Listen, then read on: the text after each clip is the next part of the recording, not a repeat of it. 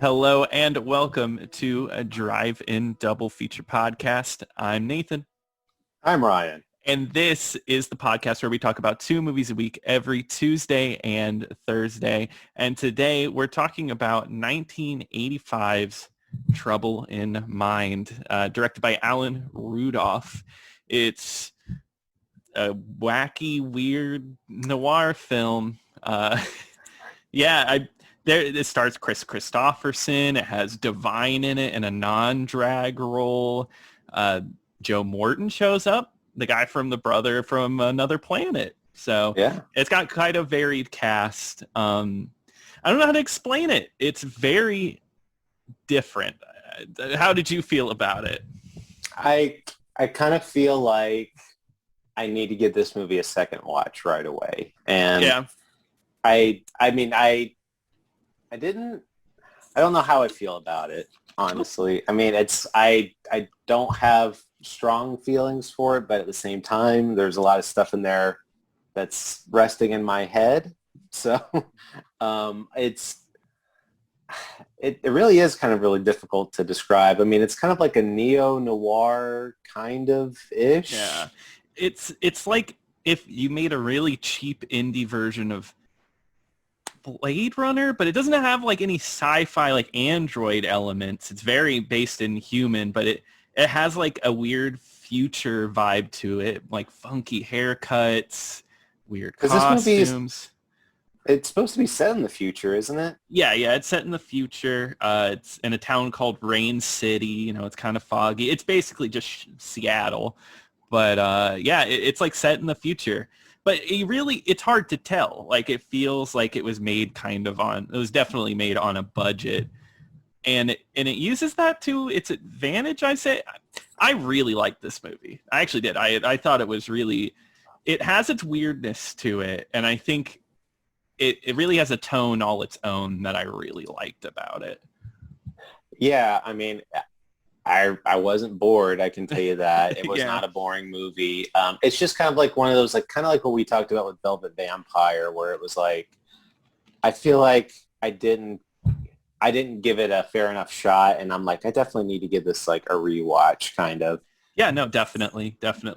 And it never got like a physical release until very recently. It went in the theater, left. It got good reviews critically at the time, but I just don't think a lot of people saw it, and it just kind of faded away.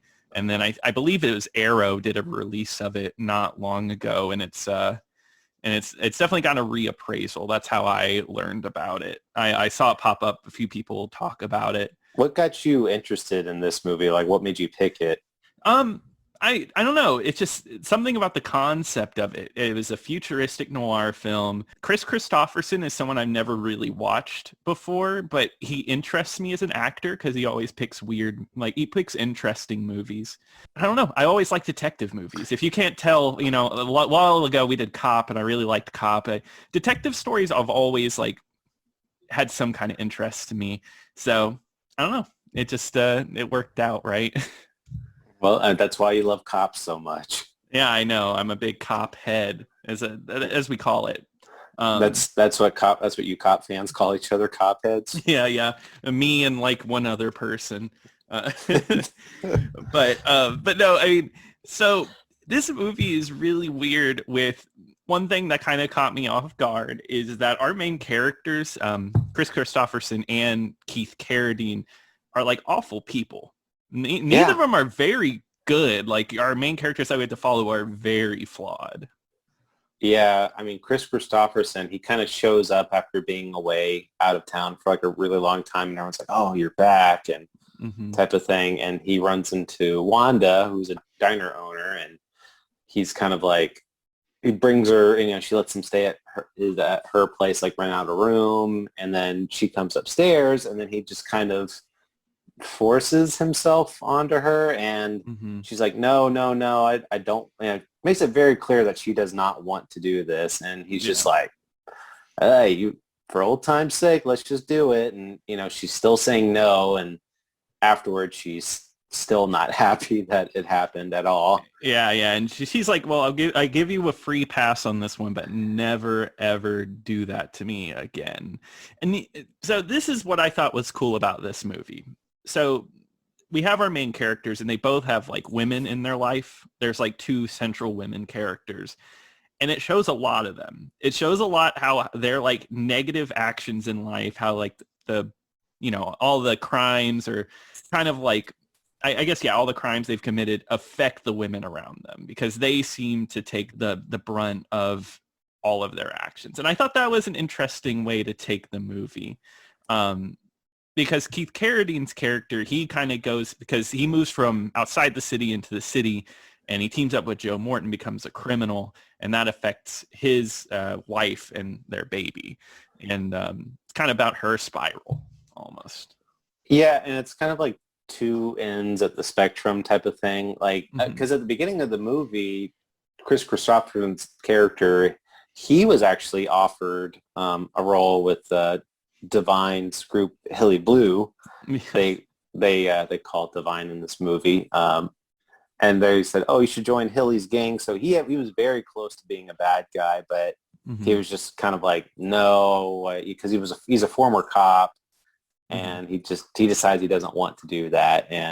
But right away, Keith Carradine is like in a really desperate spot. He wants to make money for his girlfriend or wife, or whatever. I don't know. They never say.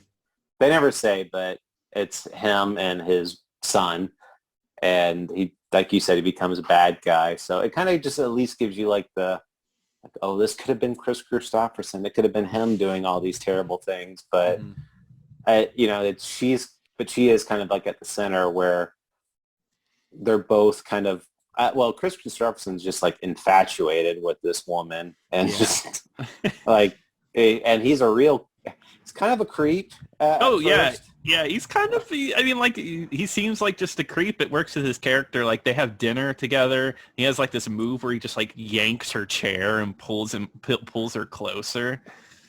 Yeah. Well, he goes, because she's sleeping out like in a little camper outside, and he keeps like banging on the window. He's like, hey, I know you're in there. Come have dinner with me. He like starts trying to open all the doors and windows. And I'm just thinking, which, it goes with the tone of the movie, so it works. Don't get me wrong. But I was just thinking, I'm like, I think just put some really scary music in here. This would be like a suspense thriller. No, it would. Scene, like, because it goes on for a long time, too. He's like standing, he's like, I'm not going to leave till you talk to me. It's a long scene. And this is after he kicks her man's ass right outside of the trailer.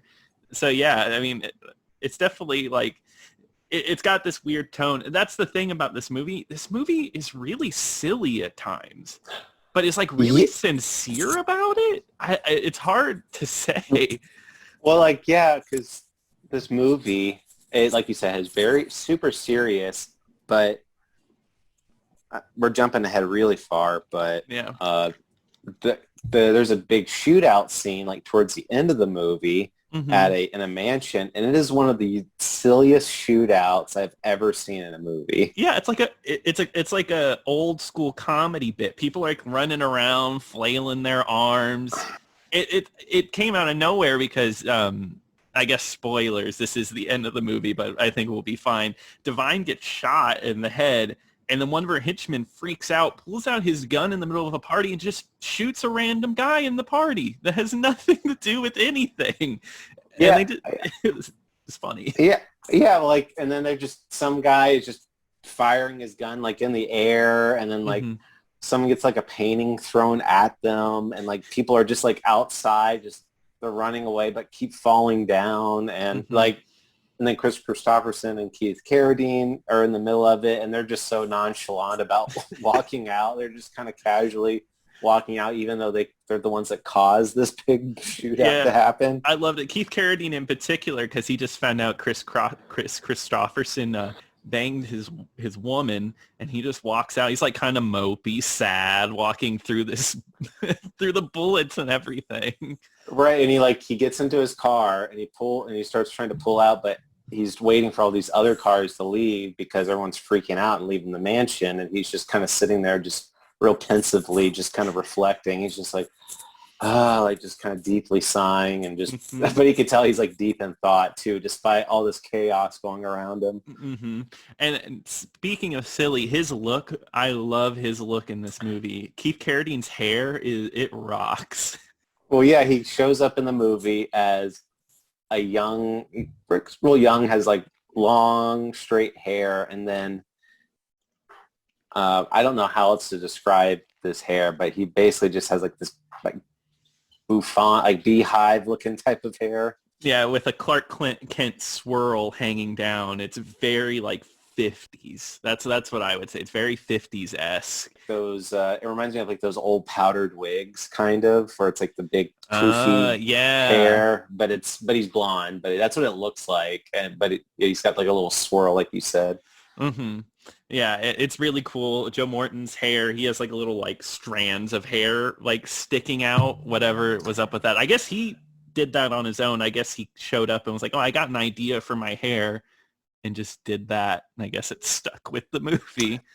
Maybe this is the brother from another planet's actual planet, and that's why everybody's so weird. Everyone in this movie is an alien. Gotcha. So this is a prequel. I forget. I think Brother from Another Planet was before this. So I guess, yeah, it's a prequel. I can see it. Yeah. I can see it because Joe Morton in this, I love him in this because he is also very bizarre. He kind of narrates some parts of it. I'm just gonna say he speaks in riddles too a lot of times, and like these really broad metaphors, and then he also is multilingual. He can speak multiple languages. A lot of people in this movie can. It's never addressed. That's what I found so interesting. A lot of people spoke Asian languages, I would say, and especially they go to the Space Needle at one point, and there's a lady there like giving a tour in the elevator, and she speaks in a like Japanese and English.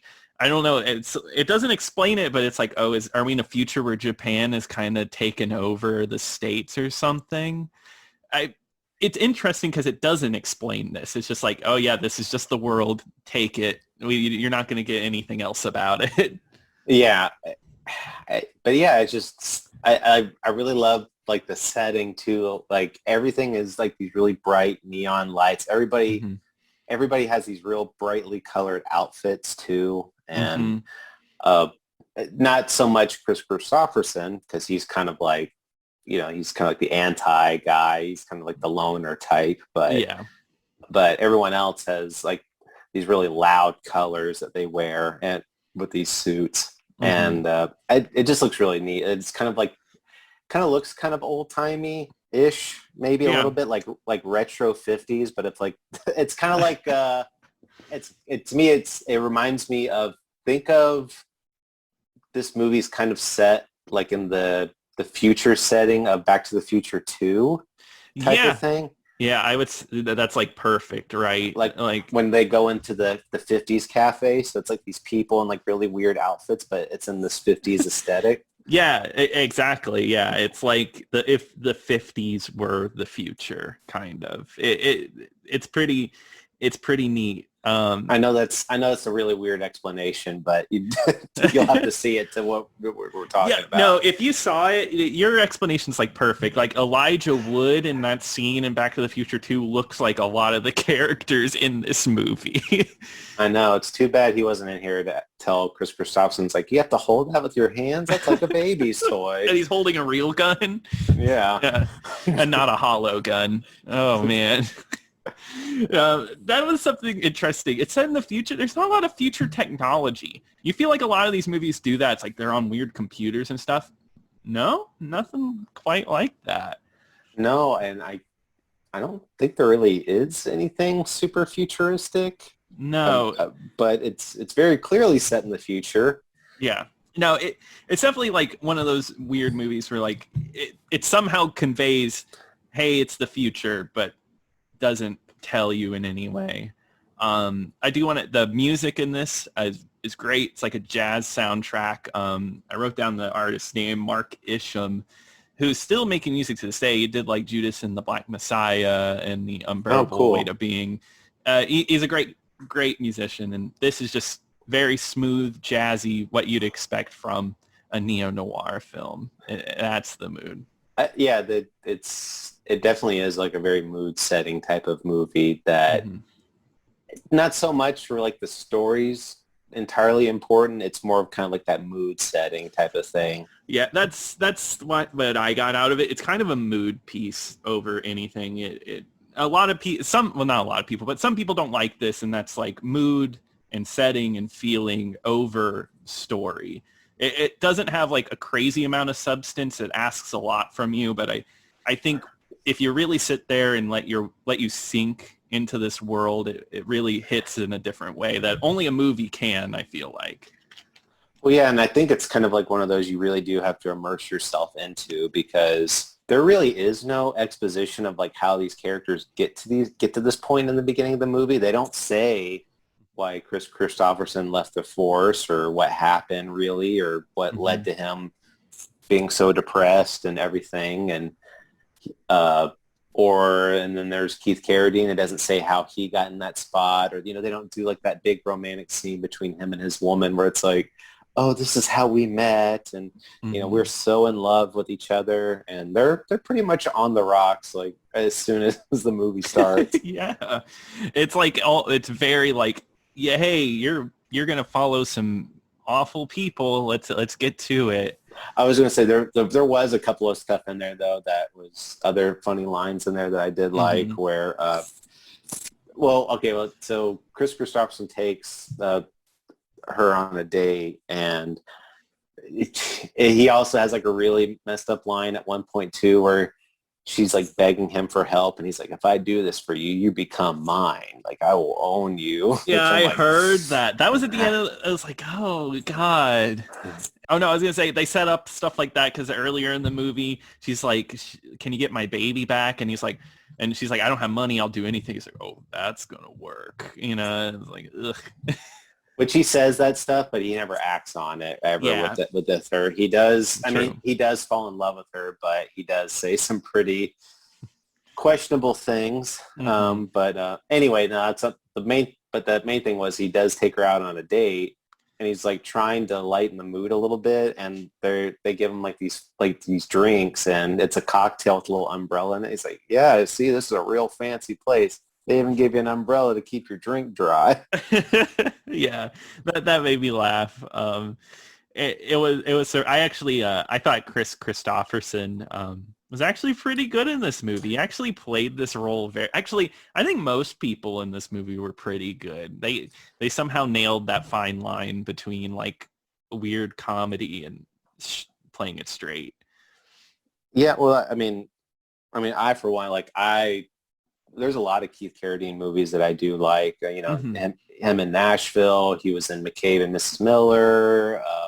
There's another one called The King of the North, which I liked him in. He's been in a lot of. Oh yeah, he was in Dexter too, where he had like a huge role in that show. Yeah, I looked up his credits before this because he's been in so much. He's been in 120 different movies, and that's not even like counting TV shows or anything. So he's a very prolific actor. He's been around for a while. And then Kris Kristofferson's been, he was in like almost every single Western that was from the 70s type of thing. Yeah. And he was also in the very infamous movie Heaven's Gate. Yeah, he is in Heaven's Gate. Yeah, so, I mean, and I've never seen Heaven's Gate. That is on my like to watch list. That might actually be good for the show. It is a drama, but it's definitely an infamous drama. If we did that one, that's a 4-hour-long movie. We might have to make that the only feature that week. That a single feature week. Yeah, that is true. But so Kris Kristofferson worked with this director, Alan Rudolph, before this movie. And it was on the movie Songwriter starring him and Willie Nelson. And it's about like two country singer-songwriters. I don't know much about it, but I saw Willie Nelson and Kris Kristofferson are in a movie together, and I thought that's just a silly idea. I'm guessing Willie Nelson was not nominated for Best Actor or anything like that. No, unfortunately. Even though if you've ever seen Thief, Willie Nelson is really good in Thief. So I have not. That would be a good one to do for the show. Oh yeah, it's a great movie, and yeah. We haven't done a Michael Mann one yet. So. No, and Michael Mann is chock full of great stuff. But anyway, going back to this, there was another funny thing too. Well, not a funny thing, but like with her dealing with this baby all the time. Yeah.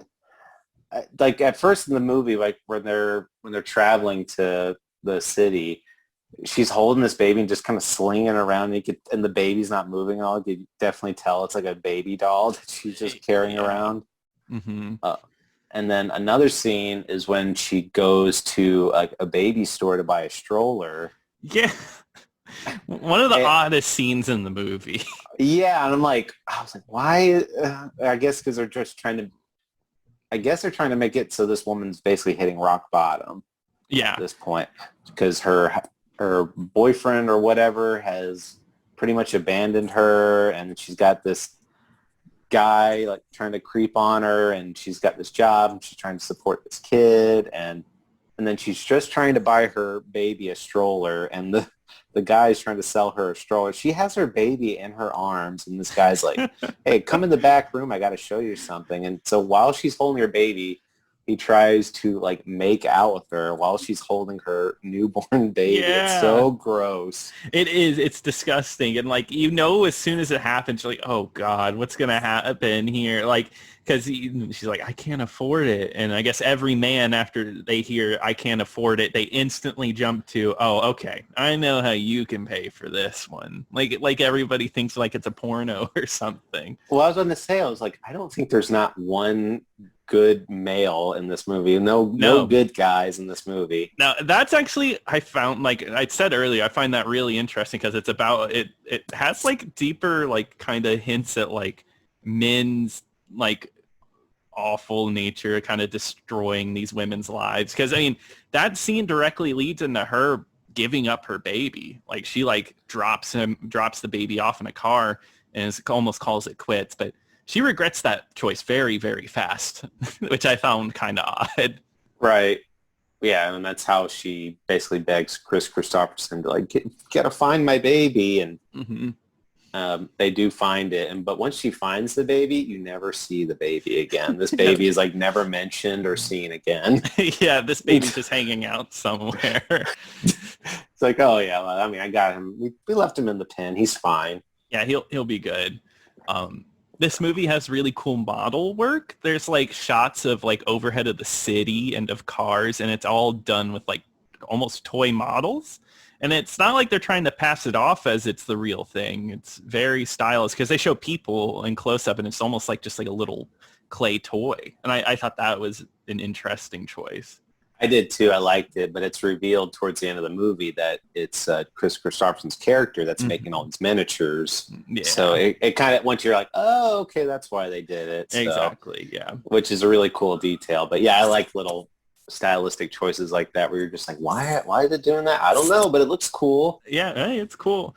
And you know what, Ryan? That's this movie in a nutshell. I don't know what they're doing, but it's cool. Honestly, just talking about it more would make me think like, you know what, yeah, like I definitely should rewatch this sooner than I think. And but yeah, I thought it was really good. We didn't talk about Divine's performance. She's really good in this movie. Divine is great. She like brings her normal silliness, like goofy humor, because Divine, she's such a funny person. But also, like, it's a really almost nuanced performance. She jumps from being very angry and, like, mean to being funny. She's great in this. And one of her few non-drag roles.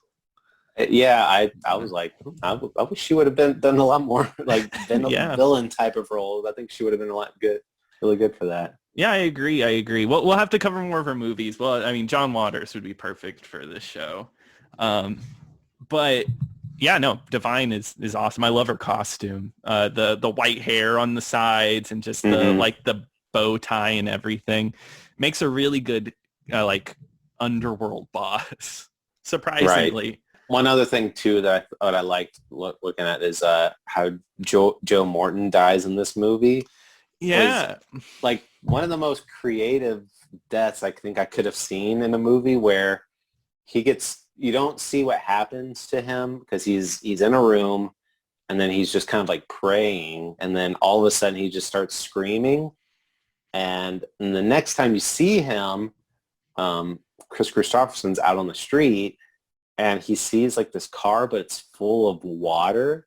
And then Joe Morton is just floating on the inside of the car. They drowned him in his own car. And then when he opens the door, his lifeless body just kind of flops out into the street. Yeah, I really like that because, like, so you hear, like, water when he goes up to the car, and it almost sounds like raining, and I'm looking at the scene, I'm like, it's not raining, though. Why is there the sound effects of rain? This is really weird.